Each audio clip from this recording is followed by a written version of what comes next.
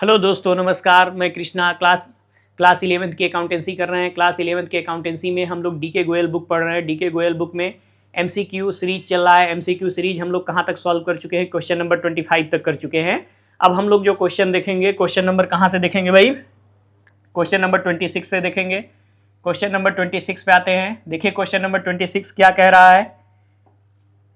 कह रहा है कि user of accounting information are. कौन अकाउंटिंग इन्फॉर्मेशन का यूजर है? कौन यूजर है भाई? एक तो इंटरनल यूजर होते हैं, एक एक्सटर्नल यूजर होते हैं। लेकिन अकाउंटिंग इन्फॉर्मेशन कौन कौन भाई यूज कर सकता है?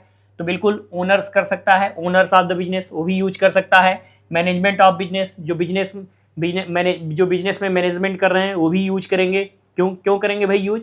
क्योंकि क्या डिसीजन लेना है, ठीक है, क्या डिसीजन लेना है, क्या प्लानिंग करना है, इसके लिए। क्रेडिटर भी भाई, क्रेडिटर्स क्यों यूजर है? देखिए एक बात ध्यान रखिएगा, डेप्टर्स यूजर नहीं है लेकिन क्रेडिटर्स यूजर है। क्रेडिटर कौन होते हैं? जिनको पैसा पे करना होता है वो हमारे क्रेडिटर होते हैं। जैसे परचेज गुड्स फ्रॉम मोहन, आपने मोहन से सामान खरीदा, मोहन से उधार खरीदा, परचेज गुड्स फ्रॉम मोहन, तो मोहन को आपको पैसा पे करना पड़ेगा। तो मोहन आपका कौन हो गया? क्रेडिटर हो गया। कौन हो गया बच्चे? क्रेडिटर हो गया। तो क्रेडिटर हो गया। मोहन कौन हो गया? क्रेडिटर हो गया। तो क्रेडिटर भी क्या है भाई? यूजर है, अकाउंटिंग इन्फॉर्मेशन का यूजर है।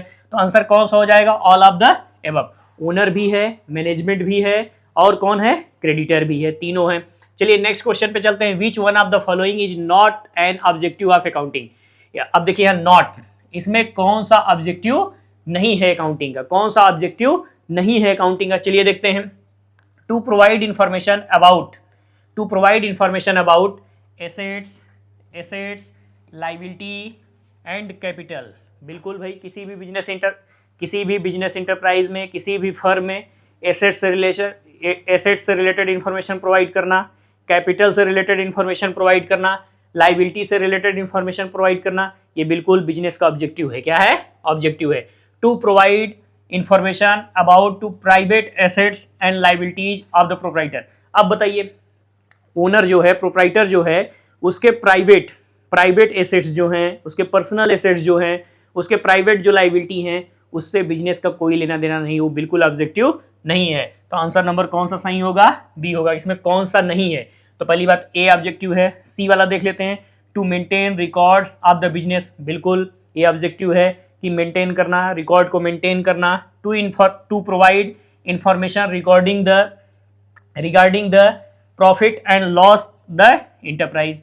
देखिए बिजनेस में कितना प्रॉफिट हो रहा है, कितना लॉस हो रहा है, इससे रिलेटेड इंफॉर्मेशन प्रोवाइड करना, ये भी किसी भी बिजनेस का क्या है?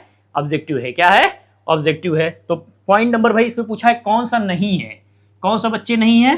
तो बी वाला नहीं है। ये बात का ध्यान रखेंगे, बी वाला नहीं है। अब चलिए नेक्स्ट क्वेश्चन पे चलते हैं। अगला क्वेश्चन क्या कह रहा है? 27 हो गया, अब 28 पे आते हैं।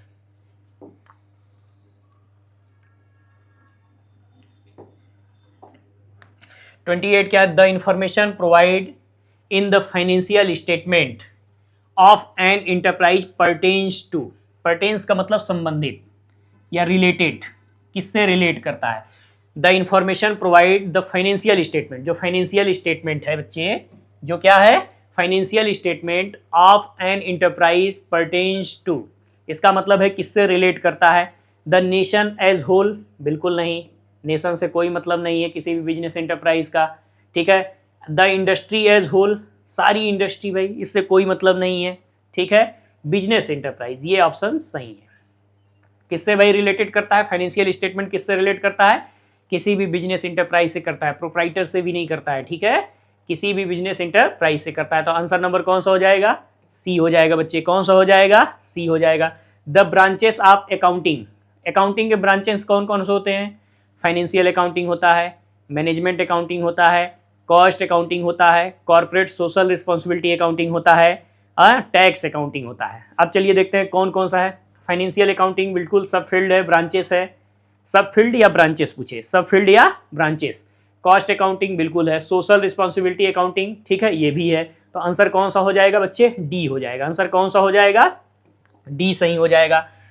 अकाउंटिंग के सब फील्ड बच्चे या ब्रांचेस कौन कौन से हैं? सब फील्ड या ब्रांचेस कौन कौन से हैं? फाइनेंशियल अकाउंटिंग है, कॉस्ट अकाउंटिंग है, टैक्स अकाउंटिंग है, मैनेजमेंट अकाउंटिंग है, ठीक है। सोशल रिस्पॉन्सिबिलिटी अकाउंटिंग भी क्या है, सब फील्ड या ब्रांच है अकाउंटिंग का। अब अगला चलते हैं, नेक्स्ट क्वेश्चन क्या है कि अकाउंटिंग क्या है भाई, आर्ट है केवल? नहीं। साइंस है केवल? नहीं। आर्ट एंड साइंस बोथ है। क्या है भाई, आर्ट एंड साइंस दोनों है। अकाउंटिंग क्या है, आर्ट भी है साइंस भी है। आर्ट कैसे है, किसी भी बिजनेस के प्री डिटरमाइंड गोल, प्री डिटरमाइंड ऑब्जेक्टिव को पाने का जो टेक्निक है वो क्या है, आर्ट है। किसी भी टेक्निक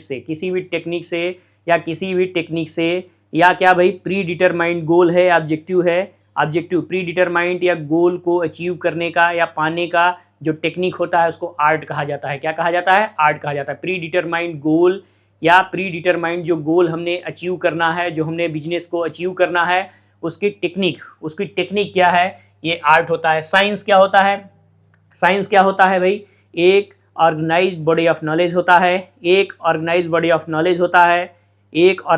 ऑफ क्या होता है, नॉलेज होता है। सम स्पेसिफाइड रूल्स होते हैं, कुछ कॉन्सेप्ट होते हैं, कुछ प्रिंसिपल्स होते हैं, हम उनको फॉलो करके हम क्या करते हैं, अकाउंटिंग करते हैं, इसलिए साइंस कहा जाता है। क्या कहा जाता है, साइंस। तो भाई टेक्निक आ गया, जो हमारा ऑब्जेक्टिव प्री डिटरमाइंड ऑब्जेक्टिव है, गोल है, उसको अचीव करना। और साइंस में क्या आ गया, एक ऑर्गेनाइज्ड बॉडी ऑफ नॉलेज है, स्पेसिफाइड रूल्स है, कॉन्सेप्ट है, प्रिंसिपल है, ठीक है। इसीलिए आर्ट और साइंस दोनों है बच्चे। क्या है, आर्ट एंड साइंस दोनों है। चलिए अगले क्वेश्चन पे चलते हैं।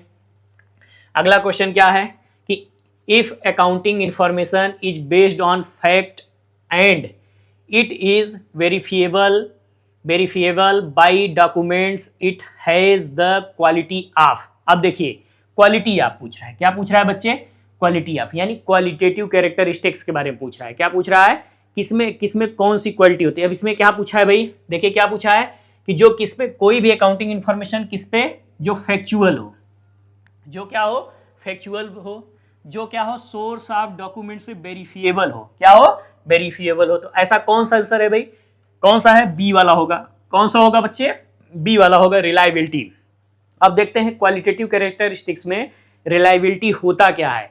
रिलायबिलिटी क्या होता है बच्चे, सबसे पहली बात, जो अकाउंटिंग इंफॉर्मेशन हो वो रिलायबल होना चाहिए। क्या होना चाहिए, रिलायबल होना चाहिए। रिलायबल कैसे होगा, पहली बात तो फैक्चुअल होना चाहिए, वेरीफिएबल होना चाहिए, मतलब किसी भी बिजनेस ट्रांजैक्शन को आसानी से वेरीफाई किया जा सके।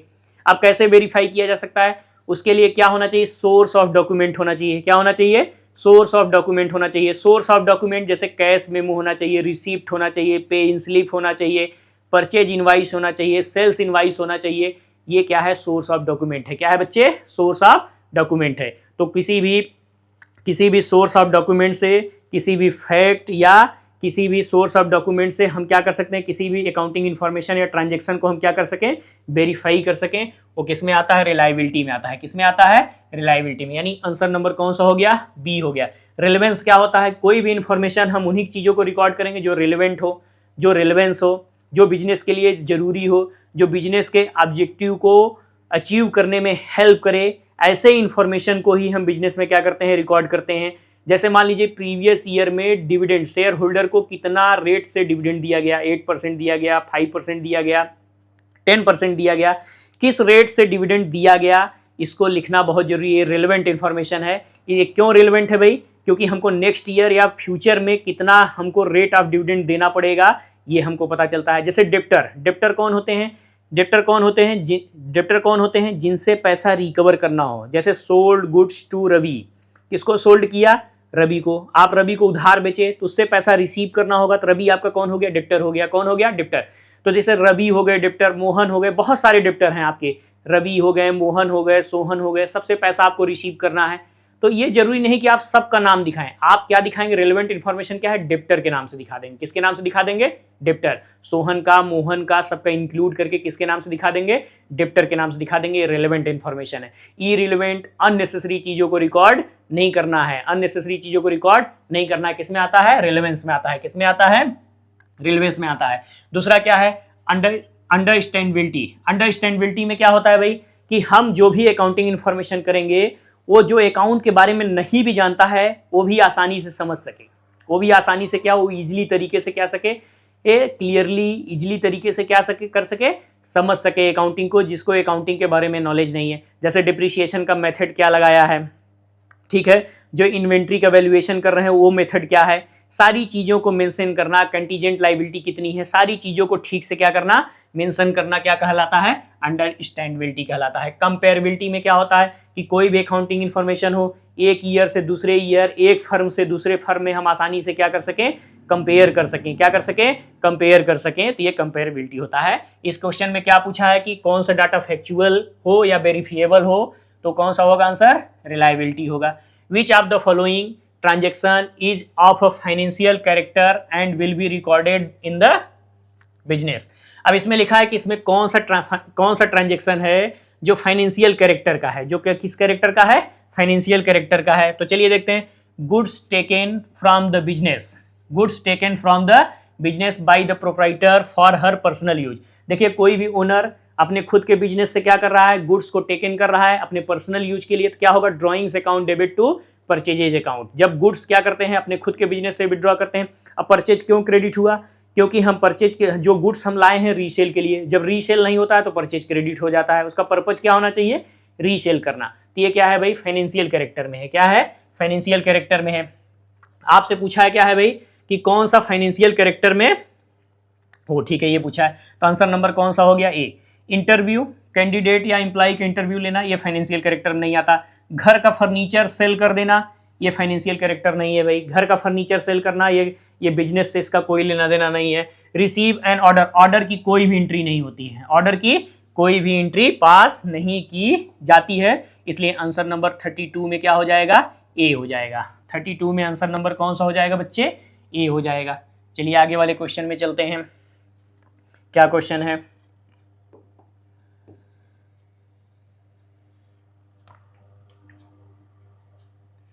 आइए 33 में।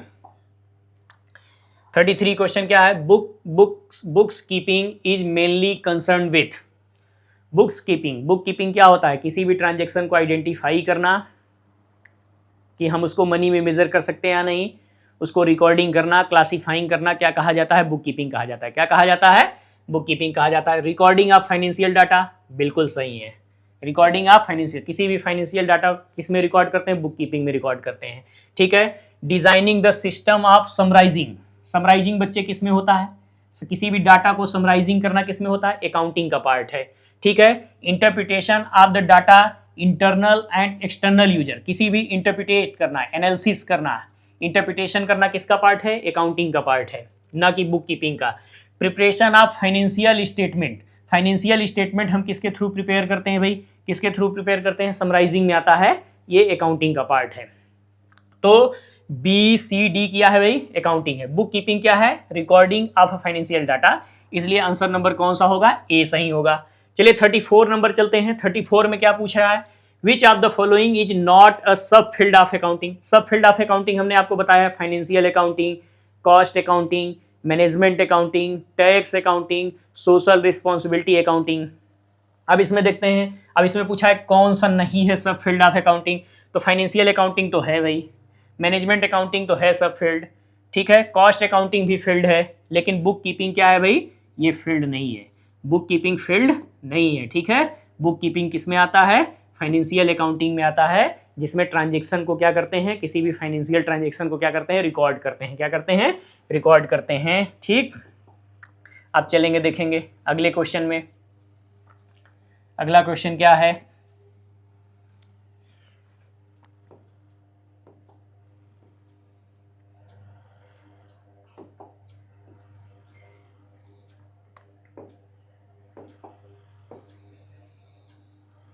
which of the following is the most relevant accounting information of taxation authorities? Which of the following is most relevant accounting information for taxation authority?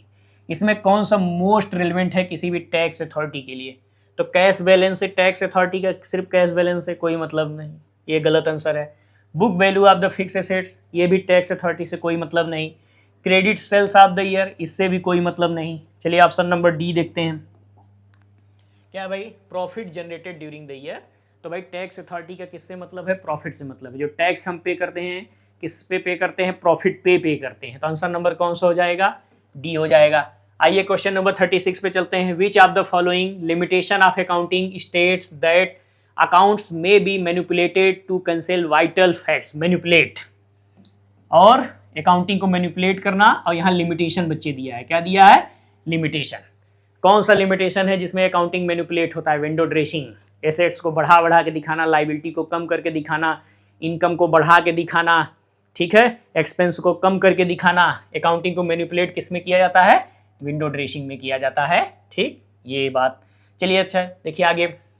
Which qualitative characteristics of accounting is reflected when accounting information is clearly presented. Clearly presented, ऐसा कौन सा qualitative characteristics है जो accounting information एकदम clear present करता है, clear present करता है, जो सबको समझ में आए, आसानी से समझ में आए, इजीली तरीके से। तो आंसर नंबर कौन सा हो जाएगा, डी हो जाएगा, अंडरस्टैंडेबिलिटी हो जाएगा। एक क्वेश्चन में हमने सारा एक्सप्लेन किया है, आप पीछे देखिएगा, ठीक है। कोई क्वेश्चन था ना पीछे, उसमें हमने पूरा डिटेल में एक्सप्लेन किया है। अब चलिए आगे वाले क्वेश्चन में चलते हैं। अगला क्वेश्चन क्या है,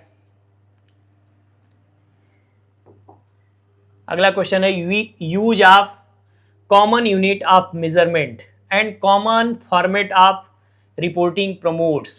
अब देखिए common unit of measurement, common unit of measurement, common format of reporting promotes. अब इसमें कॉमन किस में होता है भाई, किस में हम कॉमन रखेंगे सब चीज़ें, ऐसा कौन सा है जिसमें हम क्या रखेंगे, मेथड वगैरह सब क्या रखेंगे, कॉमन रखेंगे। ऐसा कौन सा है बताइए भाई, कॉमन कब रखेंगे, common unit of measurement, common unit of measurement, common format. Common format कब रखेंगे, कॉमन मेजरमेंट कब रखेंगे, ताकि हम आसानी से कंपेयर कर सकें, ताकि हम आसानी से क्या कर सकें, कंपेयर। तो कौन सा हो जाएगा, ए हो जाएगा। विच of the following is included in qualitative characteristics of accounting information. इसमें कौन सा भाई क्वालिटेटिव कैरेक्टरिस्टिक्स है, तो ये भी है और ये रिलायबिलिटी, रेलेवेंस और कंपेरेबिलिटी। चलिए अगले क्वेश्चन में चलते हैं। Question number 40।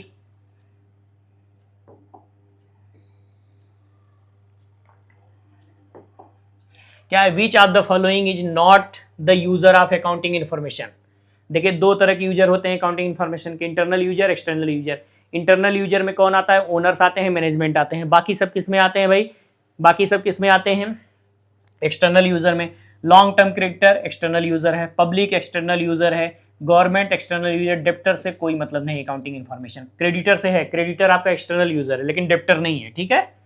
चलिए नेक्स्ट क्वेश्चन चलते हैं। लास्ट क्वेश्चन है, which one is the advantage of accounting. इसमें कौन सा एडवांटेज है, so the present value of the business, ये लिमिटेशन है। विंडो ड्रेसिंग लिमिटेशन है। So the effect price level changes, भाई प्राइस लेवल चेंजेस को हम ध्यान नहीं रखते हैं, ठीक है, तो ये क्या है भाई, लिमिटेशन है। रिप्लेसमेंट ऑफ मेमोरी, ये एडवांटेज है, रिप्लेसमेंट ऑफ मेमोरी, ये क्या है भाई, एडवांटेज है। ये आपका डीके गोयल बुक से, क्लास 11th के अकाउंटेंसी के डीके गोयल बुक से सारा एमसीक्यू फर्स्ट चैप्टर से कंप्लीट हो गया। अब आप सभी लोग वीडियो क्या करें, सारा देख लें। कोई क्वेश्चन हो तो आप हमको क्या कर दें, हमको आप भेज दें। अगर आपका कोई डाउट हो तो हम उसको सॉल्व करने की कोशिश करेंगे, ठीक है। कमेंट कर दीजिए, आप ज़रूर शेयर करिए हमारा वीडियो, आप शेयर ज़रूर करें एक दूसरे से, ठीक। थैंक यू, आपको पढ़ाई में हेल्प मिलेगा। Bye bye.